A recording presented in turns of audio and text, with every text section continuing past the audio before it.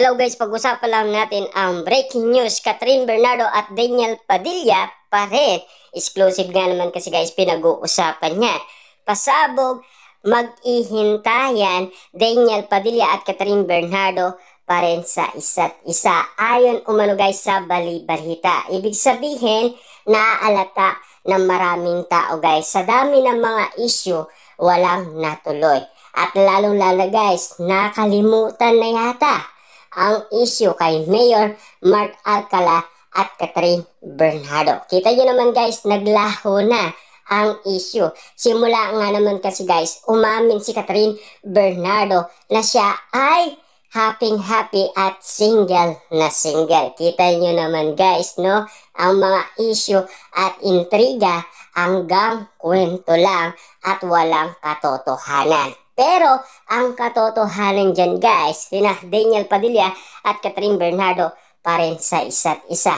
Siyempre guys, no, simula nga naman kasi guys, noong kaarawan ni Daniel Padilla, nagbago na si Catherine Bernardo sa mga pananamit. Ibig sabihin guys, meron kasing isang tao na pumipigil sa kanya na baguhin na ni Catherine Bernardo ang kanyang mga pananamit at kasuotan. Siyempre guys, alam naman natin, conservative isang Daniel Padilla. Matagal na yan guys, kwento-kwento. At alam naman natin, merong pinagdadaanan si Daniel Padilla kung bakit naging conservative yan. Kasi noon, pinag-uusapan si Catherine Bernardo at ginagawan ng kwento. Na sana guys, pwede niyong balikan yan.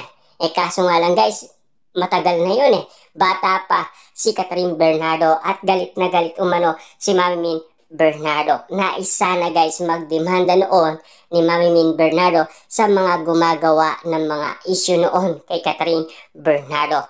Pero hindi na guys pinatulan ni Mami Min Bernardo. Kaya ingat na ingat itong si Daniel Padilla. Na alam naman natin kasi guys, no, kapag sumikat ang isang tao, may gagawa at gagawa ng paraan para sirain naman si Catherine Bernardo. Pero ngayon, wala na guys, no?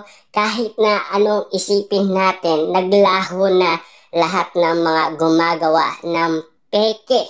Lalo-lalo na kasi guys, alam naman natin, Catherine Bernardo, hindi kayang gawin yun. Diba? Kasi pero ngayon guys, no? Ang pinag-uusapan ngayon, si Catherine Bernardo at Daniel Padilla pare. Sana guys, no, maintindihan ninyo kung bakit natin sinasabi na conservative si Daniel Padilla. Nais ko lang sana guys ipaunawa sa inyo kung ano ang nangyaring issue noon. Kung bakit ganon si Daniel Padilla. Kasi yun ang pinagbabawal ni Daniel Padilla. Baka daw meron na naman isang tao dyan na gagawa ng pagkakamali kay Catherine Bernardo. Pero kita nyo naman guys, no?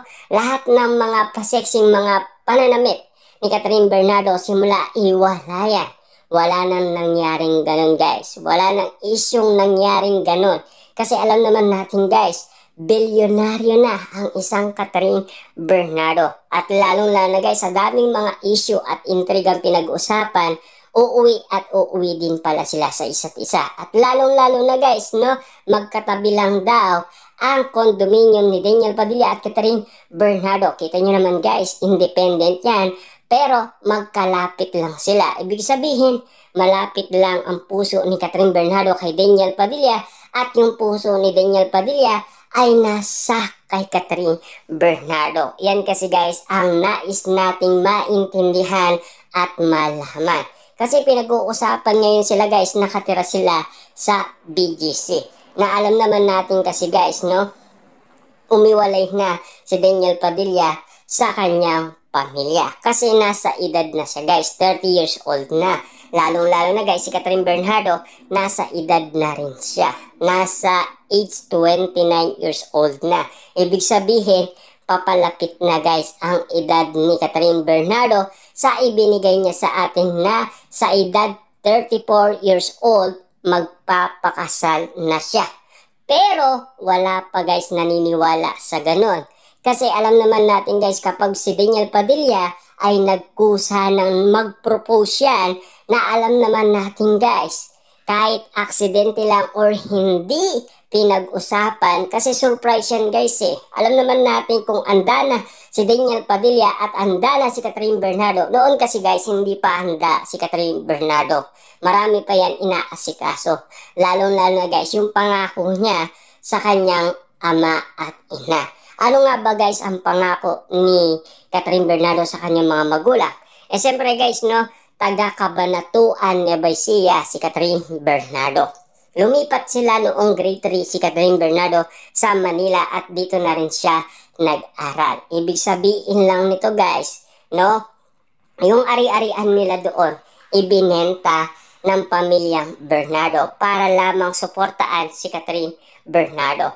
Ayon kay Catherine Bernardo, papalitan niya na lang daw yun ng malaki. Siyempre, yung kapalit nun guys, yung Casa Bernardo. Pero, meron pa rin sila guys tahanan sa Kabanatuan Nueva Ecija. Diba? Kasi yun ang pinagmulan ni Catherine Bernardo. At siyempre, doon talaga guys, ang bayan na kinagisnan ni Catherine Bernardo. Doon siya lumaki. At lalong-lalo na guys, ngayon nasa Antipolo na siya.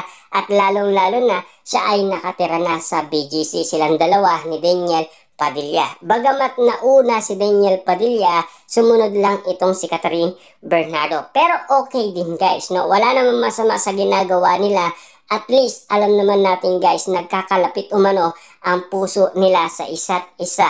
At maraming masaya dahil alam naman natin guys, no, maraming nagdadasal na magkabalikan ang Katniel. Kasi alam naman natin guys, sa daming mga isyu at pinag-usapan, yan lang ang kahilingan nila. Magkabalikan sina Daniel Padilla at Catherine Bernardo. Lalong-lalo kasi guys, ang mga sinasabi ng mga Delulu fans kay Majo Salvador at Rambo, matagal daw nagkaiwalay pero nagkabalikan din. At ikinasal at nagkaroon din ng anak. Yan kasi guys ang reaksyon ng mga Delulu fans para at least malaman din ni Catherine Bernardo. Pero ang dami nga naman kasi guys mga haka-haka na lumalabas ngayon sa social media. Pero tayo guys, no, inaalam natin bawat detalye na nangyayari sa buhay ni Catherine Bernardo at Daniel Padilla. Diyan natin guys kinukuha lahat ng mga impormasyon kung bakit natin guys pinag-uusapan si Daniel Padilla at Catherine Bernardo. Nais ko guys i-share sa inyo.